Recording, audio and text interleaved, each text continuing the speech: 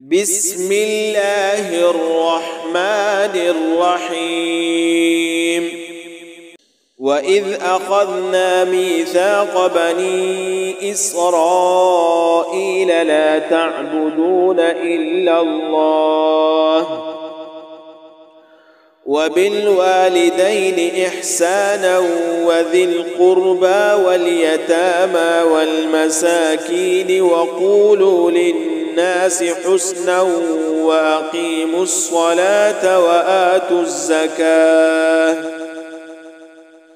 ثم توليتم إلا قليلا منكم وأنتم معرضون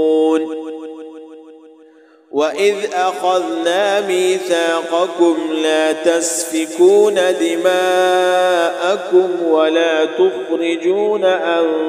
أنفسكم من دياركم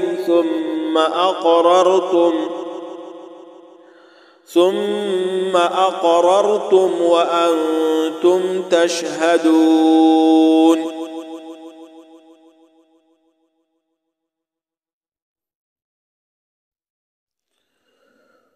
ثم أنتم هؤلاء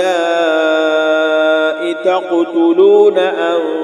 أنفسكم وتخرجون فريقا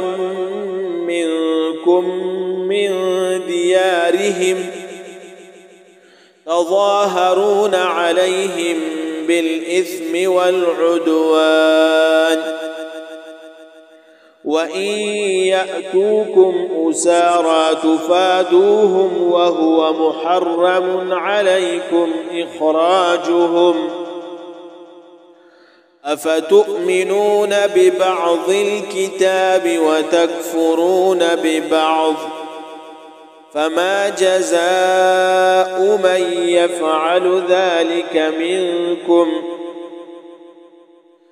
فما جزاء من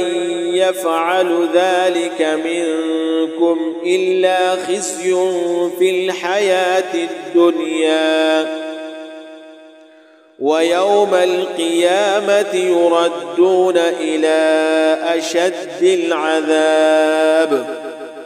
وما الله بغافل عما تعملون أولئك الذين اشتروا الحياة الدنيا بالآخرة فلا يخفف عنهم العذاب ولا هم ينصرون